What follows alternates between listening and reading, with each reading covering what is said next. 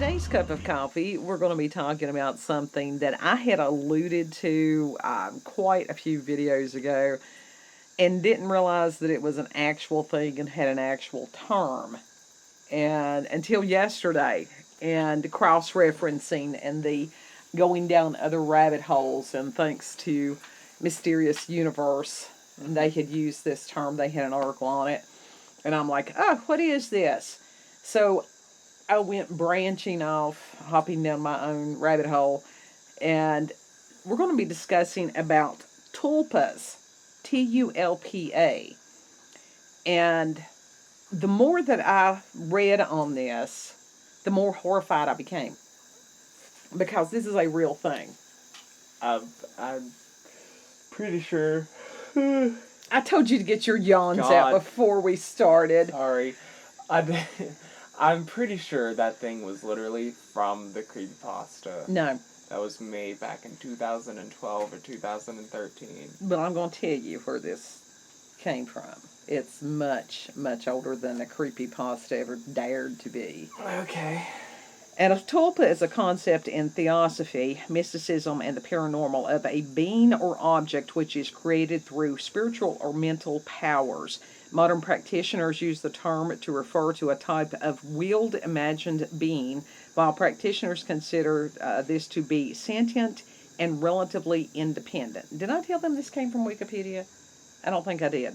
No, she gets all her information from Wikipedia. Not all of it, but what I did, if I read several different articles and Wikipedia combines them into one succinct writing, yeah, I'm going to go with Wiki on that. Okay.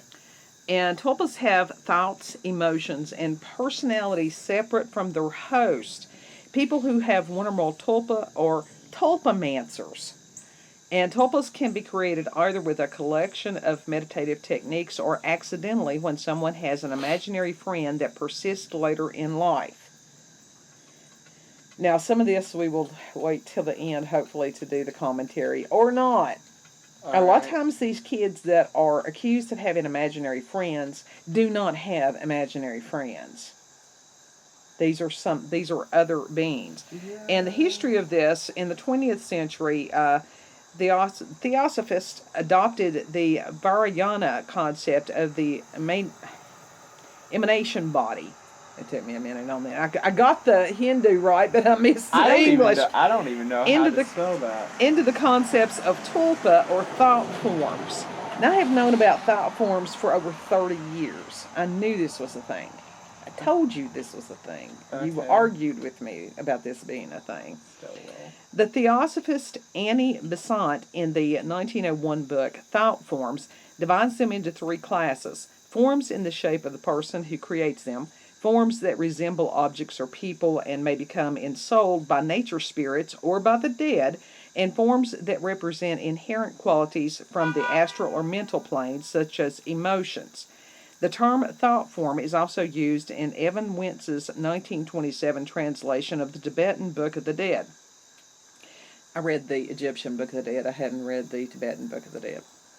The concept is also used in Western practice of magic.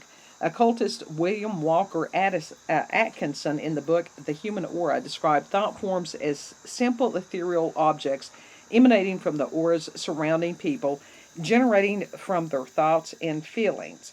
He further elaborated in Clairvoyance and Occult Powers how experienced practitioners of the occult can produce thought forms from their auras that serve as astral projections, which may or may not look like the person who is projecting them, or as illusions that can only be seen by those with awakened astral senses. Okay. You're looking at me blankly. Because I you don't even understand what I said. Anyhow, spiritualist Alexandra David Neal stated that she had observed these mystical practices in 20th century Tibet. She described tulpas as magic formations generated by a powerful concentration of thought. David Neal believed that a tulpa could develop a mind of its own. She states, once the tulpa is endowed with enough vitality to be capable of playing the part of a real being, it tends to free itself from its maker's control. Yeah, that's what the creepypasta said, too. According to David Neal, this happens nearly mechanically, just as the child, when her body is completed and able to live apart, leaves its mother's womb, end quote. She said that she had created such a tulpa in the image of a jolly friar tuck-like monk, which later developed a life of its own and had to be destroyed. How was it destroyed? I didn't get to that. David Neal raised the possibility that her experience was illusory. Quote, I may have created my own hallucination, end quote, though she said others could see the thought forms that she created. Okay, if other people can see them, it's not a hallucination. Yeah. And in the 21st century, from 2009, the term started to be used to refer to a type of wheeled imaginary friend. Practitioners or telemancers, tuplamancers, not telemancers. My God, I'm creating the words. Tulpamancers considered that these sentient and relatively anonymous beings. Online communications dictated to tulpas spawn on the 4chan and Reddit websites. These communities collectively refer to themselves as tulpamancers and offer guides and support for others. Okay. The communities gained popularity when the adult fans of My Little Pony, that's a subject all in itself. Literally from the most mentally ill. It's just, anyhow, created forums for tulpas of characters from the My Little Pony television series. In a nutshell, they're making themselves crazy. The fans attempted to use meditation and lucid dreaming techniques to create imaginary friends. Surveys by Veissière explored this community's demographic, social, and psychological profiles. And I actually do have a link to Veissière's, if I am pronouncing that incorrectly, I'm sorry. I'm doing the best I can on his writings. And it's like his writings on this were kind of horrifying. Yeah, but anyhow. Okay. And it says these individuals, calling themselves tulpamancers, treat the tulpas as real or somewhat real person. The number of active participants in these online communities is in the low hundreds, and few meetings in person have taken place. They belong to primarily urban, middle class, Euro-American adolescent, and young adult demographics. And they cite loneliness and social anxiety as the incentive to pick up the practice. 93% of respondents expressed their involvement with the creation of tulpas, and that has made their condition better, according to them, and led to new, unusual sensory experiences. Some practitioners have sexual and romantic interactions with their tulpas through the practice, although the practice is controversial and trending toward taboo. That's called incubi and succubi. Yeah. And yeah, pretty much. One survey found that 8.5% support a metaphysical explanation of tulpas, 76.5% support a neurological or psychological explanation, and 14% other explanations. Now, the characteristics of tulpas, they're able to communicate with their host sometimes, that should have been a period there. Sometimes this communication is done with alien feeling thoughts, in which they sense thoughts that are distinctly not their own. Yeah. Some tulpamancers may experience hallucinations of their tulpas, and this includes auditory hallucinations, visual hallucinations, tactile hallucinations, and olfactory hallucinations. Tulpamancers that have hallucinations may be able to see, hear, and touch their tulpas. Okay. So they are insane. No, I do not believe they're insane. Some tulpamancers visualize a mindscape or wonderland that their tulpa can be in. For the host, visualizing the mindscape may feel like daydreaming, hypnagogia, or lucid dreaming. For the tulpa, they can explore the mindscape, and tulpamancer can use this to interact with the tulpa. Possession is where the tulpa takes control of the body. When possessing, the host experiences depersonalization, and the tulpa either gains control of part of the body, has control of the body alongside the host, or switches places with the host, taking full control of the body.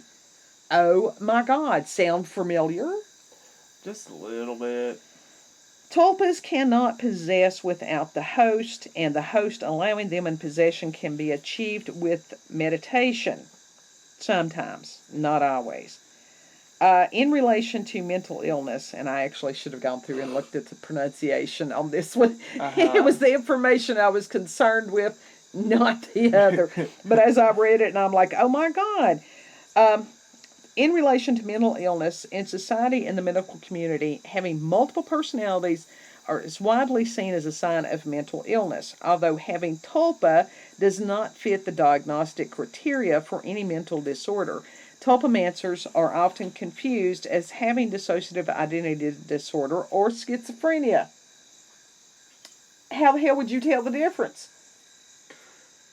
I don't know. Don't look at me. I don't have the question. I don't have the answer. To you for answers.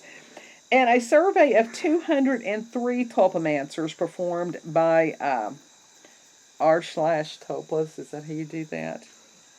r/Tulpas. Yeah. Is that correct? Okay. Yeah. I'm trying to learn how. I've never heard of that. I'm learning how subreddit. to computer speak. I've never heard of that subreddit before. Anyhow, ask if their users have been diagnosed with a mental disorder. Yeah. And of the respondents, all right, there was 59% that had depression, 44% anxiety, 28% ADHD, 21% autism, 9% PTSD, 7% bipolar disorder, and then 6% personality disorder. So it's mostly the people with depression that's doing it. Well, it doesn't have to be just one. You can have a combination of all of the above. That's true. And it says here in Samuel Veissière's survey of 141 tulpamancers, he noticed that the rates of autism, ADD, and ADHD in tulpamancers is significantly higher than in the general population.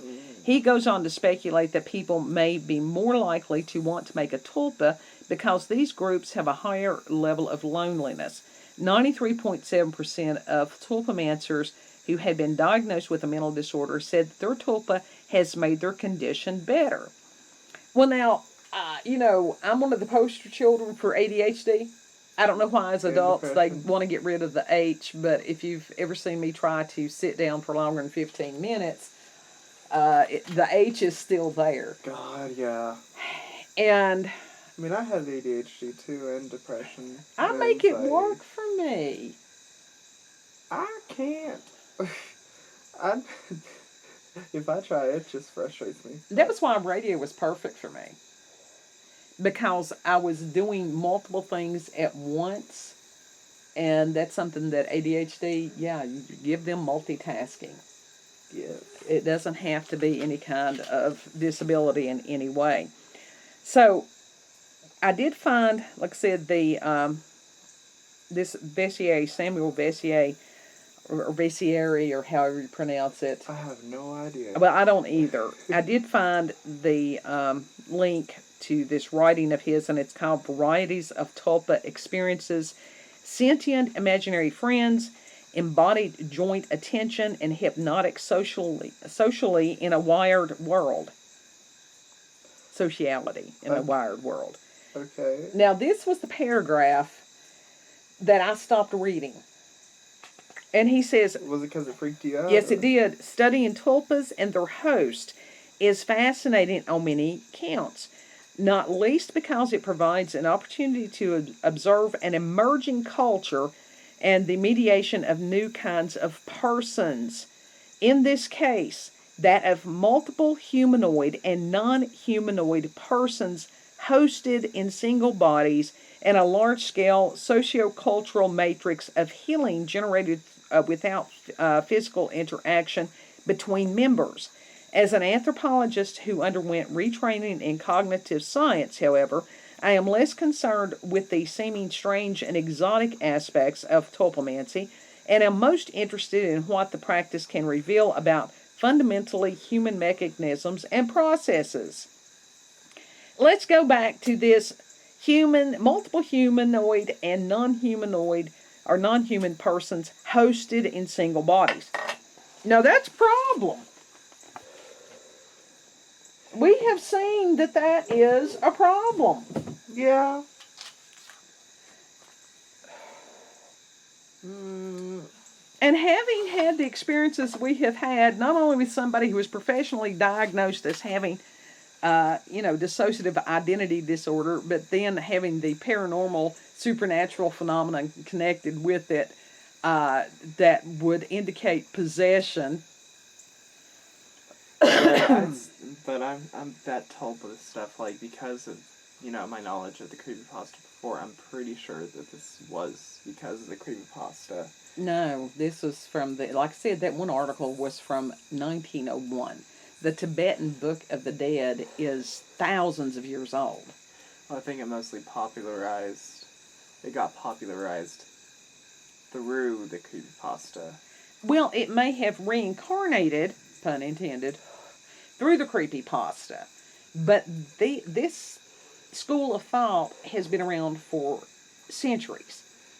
And that's what I told you as far as, even with the, subjects of the creepypasta. That those things could come into being when people call things into being, like the Slender Man or some of these other things. Lord, the Slender Man was made up. It was made up. It doesn't matter whether it's made up or not. That's what they're saying. These tulpas are made up, and it has to do with belief, and it has to do with belief being generated outside of yourself that actually affects the physical world. And according to this article that you read, it was other people other than the people who created it could actually see the tulpas? Yes. See, that just doesn't make sense. It called something into being. And there are lots of other cultures and stuff that have known these things. Especially when you get groups of people. It doesn't have to be that they're in one central location. It is calling something into being.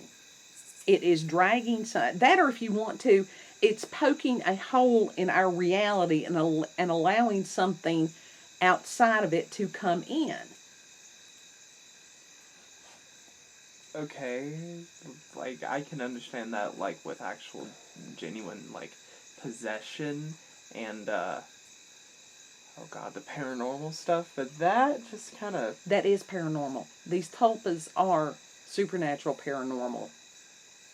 Yeah, but that's a different type, at least in my opinion, like, they're human created. Odd. They're human created. Yeah, that's what I can't, like, wrap my head around. Because humans think of themselves as less than instead of co-creators. That's part of the problem. And that we have allowed ourselves to be gaslighted so much that we have forgotten the value of being human. Okay. Yeah. And it's like I have cat that just decided to invade my space. He wants love. But that's kind of horrifying. Because as we have seen, if you have different persons in one body, if you've got some of them that do bad things, then I'll suffer. That's true. See, that's why I'm more so leaning towards, okay, this could be honestly mental illness, like some sort of multiple personality-ish disorder or something. And exactly but I don't know. What is multiple personality? Well, it's a fracture of the mind. It is. That is what we have believed. That's what the research tells us, that it is a shattering of spirit. That you have these little fragments that sort of take on lives of their own. Mm-hmm.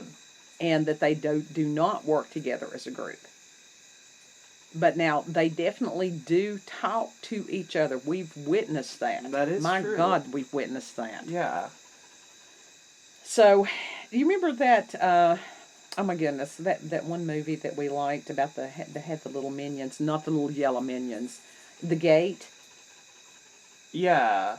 All right, do you remember as far as where it was that big demon and somehow what it was the collective of the little tiny minions that they had formed the big thing? Yes. All right, it can be almost sort of like that fracturing. You've got all these little tiny minions. and they're each individual, but they were supposed to be part of a larger whole. Well, think about cells in the body. Each cell is independent. Yeah. But it works together, as a unit. Okay. When it does not work together as a unit, when these cells go rogue, that's called cancer. That is true, yeah. So when you are dividing mind, spirit, like I said, I still don't know that there's a distinction between mind and spirit. When you've got this fragmentation of that, is that not some form of spiritual cancer? Especially when they go rogue. I guess that could be considered a spiritual cancer, but I don't know. But for people to teach each other how to do this without understanding the long-term effects of this, it's just like that one woman that apparently the jolly friar was not so jolly if they had to destroy it. Yeah.